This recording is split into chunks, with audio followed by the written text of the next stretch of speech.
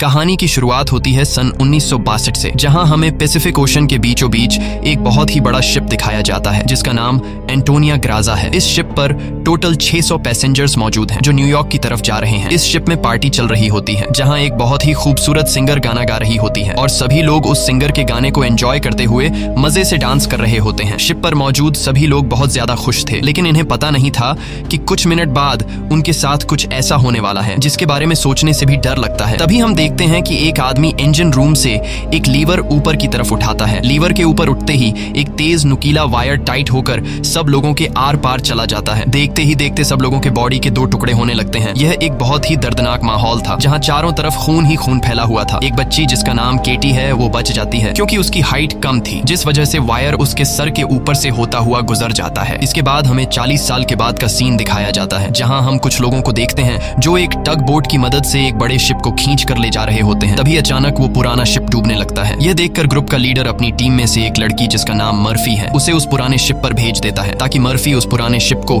जिस वायर से बांध कर ले जाया जा रहा था उसे आजाद कर दे, वरना अगर यह पुराना शिप डूब गया तो उसके साथ साथ इनकी ये टग बोट भी डूब जाएगी। मर्फी जब उस पुराने शिप पर पहुंचती है तो उसे पता चलता है कि पुराने शिप के निचले हिस्से में दरार पड़ चुकी है, जिस वजह से शिप में तेजी से पानी भरता जा रहा है और अगले 5 मिनट में यह शिप पानी में डूब जाएगा। मर्फी ये बात अपनी टीम के लीडर को बताती है। ये सुनकर टीम का लीडर मर्फी को ऑर्डर देता है कि जिस वायर से हम इस शिप को खींच रहे हैं उस वायर को आजाद कर दो और फौरन वहां से निकलकर हमारे पास टग बोट पर पहुंचो क्योंकि हम इस पुराने शिप को छोड़कर जाने वाले हैं। तभी टीम के 2 और साथी भी मर्फी के पास पहुंच जाते हैं और वो भी मर्फी को बाहर निकलकर शिप को छोड़ने के लिए कहते हैं, लेकिन इस शिप को ढूंढने में उन्हें 3 महीने लगे थे, जिस वजह से मर्फी इतनी आसानी से इस शिप को छोड़कर नहीं जाने वाली थी। वो शिप को बचाने के लिए नीचे पानी में कूद जाती है, जिसे देखकर ऊपर बैठे 2 साथी भी औजार लेकर मर्फी के पीछे कूद जाते हैं। ये तीनों जैसे तैसे करके शिप को डूबने से पहले ही उसकी दरार पर वेल्ड करके शिप को डूबने से बचा लेते हैं और इस शिप को यह लोग मार्केट में बेचकर बहुत सारा पैसा बना लेते हैं और यह पैसा टीम का लीडर सभी लोगों में बराबर बराबर बांट देता है। यहीं जैक नाम का एक आदमी इन लोगों पर काफी देर से नजर रखे हुए था और इन सब की बातें सुन रहा था। उसे पता चल जाता है कि यह लोग समुद्र में जो शिप गायब हो जाते हैं ये लोग उन शिप्स को ढूंढ निकाल कर मार्केट में बेचकर पैसा कमाते हैं। जैक नाम का वो आदमी इनके पास आता है और इस टीम के लीडर को एक शिप के बारे में बताता है जिसमें खजाना छुपा हुआ है। जैक असल में उस शिप की बात कर रहा था जिसे 40 साल पहले एक अनजान आदमी ने लीवर खींचकर सब लोगों को मार दिया था। टीम के लीडर ने भी उस 40 साल पहले गायब हुए एंटोनिया ग्राजा नामी शिप के बारे में सुना था। टीम का लीडर कहता है कि इस शिप को बहुत से लोगों ने ढूंढा पर आज तक वो शिप किसी को भी नहीं मिला। जैक टीम के लीडर से कहता है कि मुझे पता है कि वो शिप समुद्र के किस हिस्से में है। अगर हम इस शिप को लाकर मार्केट में बेचेंगे तो हम रातों रात अमीर हो जाएंगे। पैसों का सुनते ही ग्रुप के सारे लोग इस मिशन के लिए तैयार हो जाते हैं और अगले ही दिन ये लोग अपने टग बोट में उस एंटोनिया ग्राजा नाम की शिप को ढूंढने निकल पड़ते हैं। कई दिनों के सफर के बाद ये लोग समुद्र के एक बहुत ही वीरान जगह पर पहुंच जाते हैं जहां टीम के एक आदमी को किसी शिप के आसपास होने का सिग्नल मिलता है। ये लोग समझ जाते हैं कि वह शिप जो आज से 40 साल पहले खो गया था वह यहीं कहीं पर है। थोड़ा ही आगे बढ़ने पर इनके सामने एक बहुत ही बड़ा शिप आ जाता है। ये वही शिप है जिसे हमने कहानी की शुरुआत में देखा था और ये शिप पिछले 40 सालों से समुद्र में गायब हो गया था। इस शिप को देखकर ये सभी लोग बहुत ज्यादा खुश हो जाते हैं और उन्हें लगता है कि इस शिप को बेचकर ये लोग माला माल हो जाएंगे। अब टीम का लीडर 2 लोगों को टग बोट में ही रहने के लिए कहता है और खुद कुछ साथियों के साथ उस पुराने शिप की जांच के लिए अंदर चला जाता है। अंदर जाते ही इन लोगों को बहुत ही अजीब सी आवाज आने लगती है जिसे सुनकर ये लोग घबरा जाते हैं। इसके बाद टीम का लीडर अपने साथियों को आगे बढ़ने के लिए कहता है। ये लोग उस आवाज को फॉलो करते हुए एक बड़ी सी घड़ी के पास पहुंचते हैं जहां ये लोग देखते हैं कि उस घड़ी का कांटा अभी भी हिल रहा है। कुछ देर बाद अचानक उस घड़ी का कांटा रुक जाता है। यह देखकर उन्हें कुछ अजीब लगता है। अब ये लोग शिप की ओर जांच करने के लिए आगे बढ़ते हैं। अंदर ये जहाज पूरी तरह से बिखर चुका था जहां सारी चीजें टूट चुकी थी और जहाज के लोहे में जंग लग चुका था। ये लोग जब आगे बढ़ रहे होते हैं तब उनका एक साथी नीचे फ्लोर टूटने की वजह से गिरने ही वाला होता है कि तभी मर्फी उसे पकड़ लेती है और जब मर्फी अपने साथी को ऊपर खींचती है तब उससे नीचे एक लड़की दिखाई देती है। ये वही लड़की है जो आज से 40 साल पहले यानी कि सन 1962 में शिप में अकेली बची थी जिसके सिर के ऊपर से वायर गुजरा था। लेकिन हैरान करने वाली बात यह थी कि 40 साल बाद भी उसकी उम्र उतनी ही थी, जिसका मतलब यह है कि यह उस लड़की की आत्मा है। मर्फी उस लड़की को जब दोबारा देखती है तो वह लड़की अचानक कहीं गायब हो जाती है। अब ये लोग जैसे तैसे करके अपनी साथी को ऊपर की ओर खींच देते हैं। यहाँ मर्फी को कुछ समझ नहीं आता कि उसने जो देखा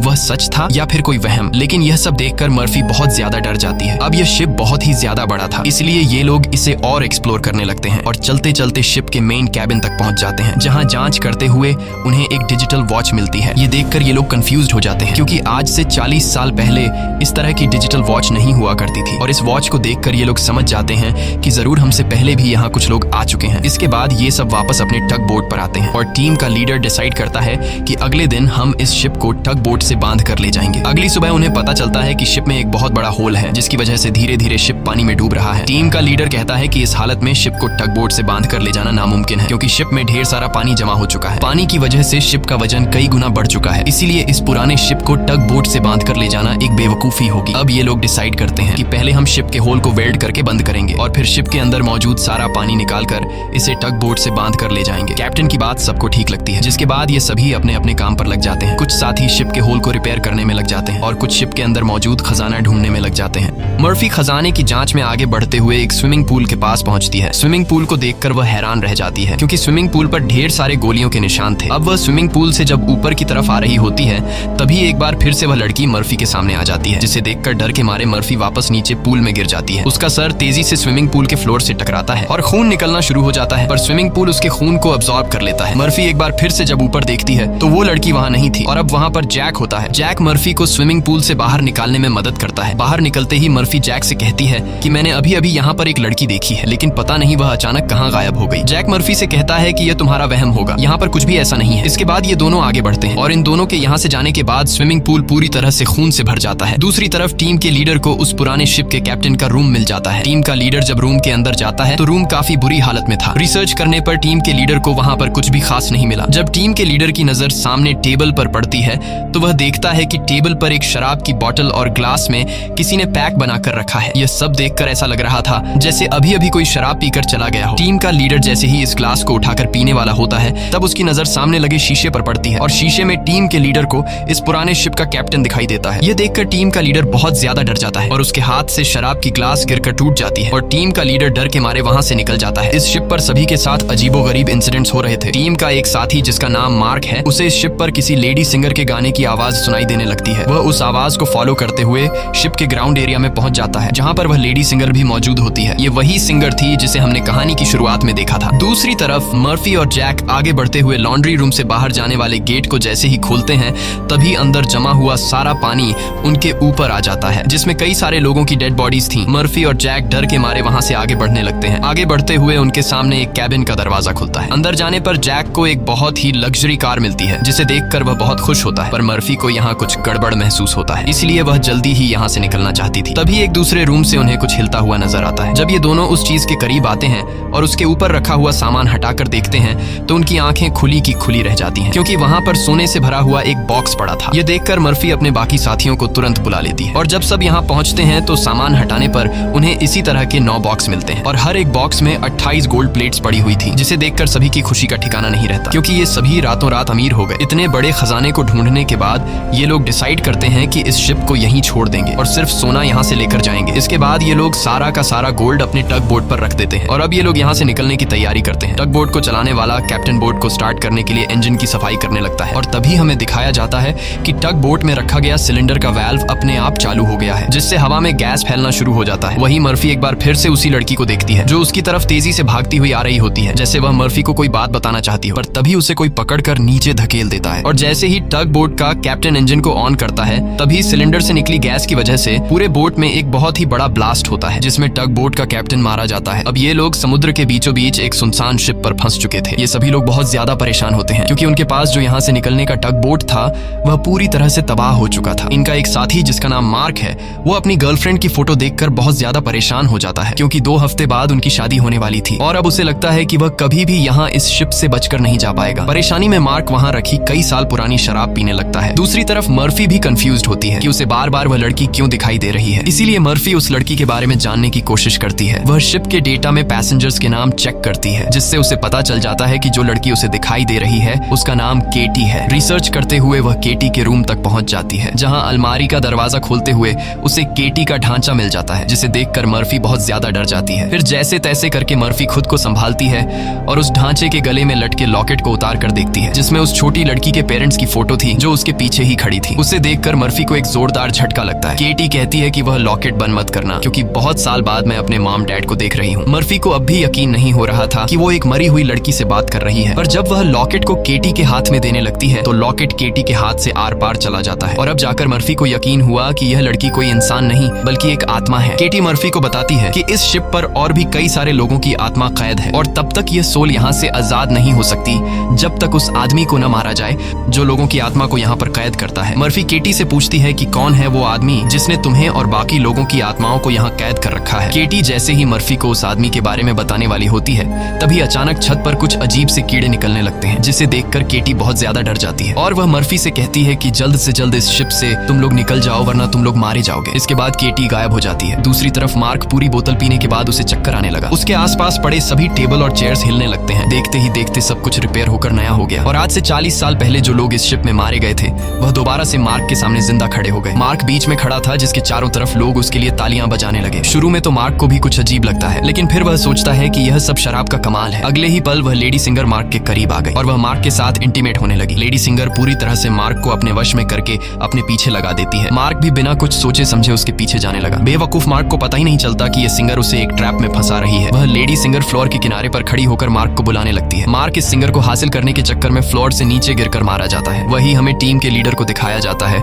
जो इस पुराने शिप के कैप्टन के रूम में बैठा होता है। तभी वह देखता है कि शराब की बोतल अपने आप ही सरकने लगी। कुछ देर बाद उसके सामने इसी शिप के कैप्टन की आत्मा आ जाती है। यह देखकर टीम का लीडर काफी ज्यादा घबरा जाता है। तब शिप का कैप्टन उसे ग्लास में शराब डालकर पीने के लिए देता है। साथ ही वह उसे फोटो देता है जिसमें एक शिप होता है जिसका नाम लोरली है। कैप्टन बताता है कि आज से कई साल पहले हमारे पास एक आदमी आया था जिसने हमें लोरली शिप के बारे में बताया। उसने कहा कि लोरेलाई शिप में बहुत ही बड़ा खजाना छुपा हुआ है। जब हमने लोरेलाई शिप को रेस्क्यू किया तब हमें सच में वो सारा खजाना मिला। कैप्टन टीम के लीडर को एक दूसरी फोटो दिखाते हुए कहता है कि ये वो आदमी है जिसने हमें लोरेलाई शिप का बताया था। टीम का लीडर उस आदमी की फोटो देखकर उसके गले में सांसें अटक जाती हैं, क्योंकि वह आदमी कोई और नहीं बल्कि जैक था और यह फोटो 40 साल पुरानी थी। 40 साल गुजरने के बाद आज भी उसके उम्र में कोई बदलाव नहीं हुआ। वह फोटो में बिल्कुल वैसा ही दिख रहा था जैसे 40 साल पहले दिखता था। अब टीम का लीडर समझ जाता है कि जैक कोई इंसान नहीं बल्कि एक भूत है। ये सब समझते ही टीम का लीडर जल्द ही अपनी टीम को इस शिप से निकालना चाहता था। वह जल्दी से अपने साथियों को ढूंढने लगता है, पर तभी उसके सामने उसका वही साथी आ जाता है जो टग बोट में गैस खुलने की वजह से ब्लास्ट में मारा गया था। दरअसल ये ब्लास्ट में मारे जाने वाले आदमी की आत्मा होती है जो टीम के लीडर को मारने के लिए आगे बढ़ता है। लीडर उससे खुद को बचाने के लिए भागता है, लेकिन तभी उसके सामने मर्फी आ जाती है। अब ब्लास्ट में मारा जाने वाले आदमी की आत्मा तो गायब हो जाती है, पर टीम के लीडर को मर्फी का चेहरा उसी ब्लास्ट में मारे जाने वाले साथी की तरह दिख रहा होता है, जो कुछ देर पहले भूत बनकर उसके पीछे आ रहा था। इसीलिए टीम का लीडर मर्फी को भूत समझकर उसके ऊपर हमला कर देता है, पर मर्फी खुद को बचाने के लिए उसके पैर को घायल कर देती है। लेकिन इससे टीम के लीडर का ज्यादा कुछ नहीं बिगड़ता। वह दोबारा से मर्फी पर हमला करने के लिए खड़ा होता है। इससे पहले कि वह मर्फी को मार पाता, तभी पीछे से जैक आकर लीडर को लोहे के रॉड से सिर पर मारकर बेहोश कर देता है। जैक वही आदमी है जो इन सबको यहाँ लेकर आया था। पूरी टीम में सिर्फ टीम के लीडर को ही पता चल चुका था कि जैक कोई इंसान नहीं बल्कि एक डीमन है, और जैक को भी समझ आ गया था कि टीम के लीडर को मेरी सारी सच्चाई मालूम हो गई है। इसलिए वह टीम के लीडर को अपने रास्ते से हटाने के लिए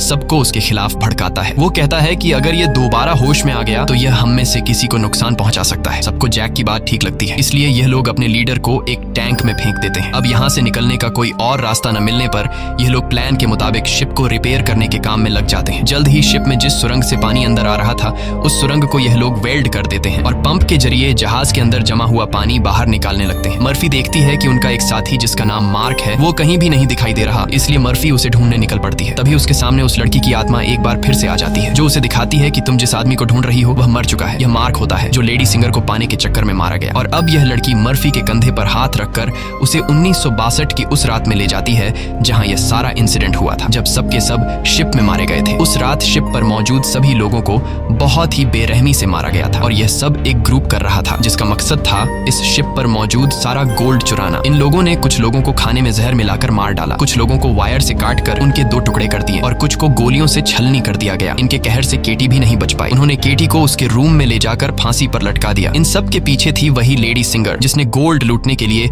यह पूरा प्लान बनाया था और अपने लोगों की मदद से उसने शिप पर मौजूद सभी लोगों को मार डाला। अब सारा गोल्ड उनके कब्जे में था। शिप का ऑफिसर भी लेडी सिंगर से मिला हुआ था। लेडी सिंगर के एक इशारे पर वह अपने ही साथियों को मार देता है, लेकिन जैसे ही वह मुड़ता है लेडी सिंगर उसे भी गोली मार देती है। लेडी सिंगर को लगता है कि सारा गोल्ड अब उसी का हो चुका है क्योंकि शिप पर मौजूद सभी लोग मारे जा चुके थे। लेकिन यही एंट्री होती है एक ऐसे आदमी की जो इस पूरे गेम का मास्टरमाइंड था और वह लोहे की चेन से लेडी सिंगर को लटकाकर मार देता है। मर्फी केटी की मदद से ये सब देख रही होती है और तभी वह इस गेम के मास्टरमाइंड को भी देख लेती है, जिसे देखकर मर्फी शॉक हो जाती है क्योंकि वो आदमी कोई और नहीं बल्कि जैक है जो इन्हें गोल्ड का लालच देकर यहाँ पर लेकर आया। क्योंकि शिप में छेद हो चुका था और शिप धीरे धीरे पानी में डूब रही थी, इसलिए शिप को बचाने के लिए कुछ ऐसे लोगों की जरूरत थी जो शिप को डूबने से बचा सके। इसलिए जैक ने चालाकी से इन्हें यहाँ लाया। अब शिप पूरी तरह से ठीक हो चुकी थी, इसलिए जैक को अब इन लोगों की कोई जरूरत नहीं थी और अब वह इन सबको भी मार देगा। यह सब समझते ही मर्फी को याद आता है कि हमने जैक की बातों में आकर अपने अपने लीडर को टैंक में बंद कर दिया था। अब मर्फी अपने लीडर की जान बचाने के लिए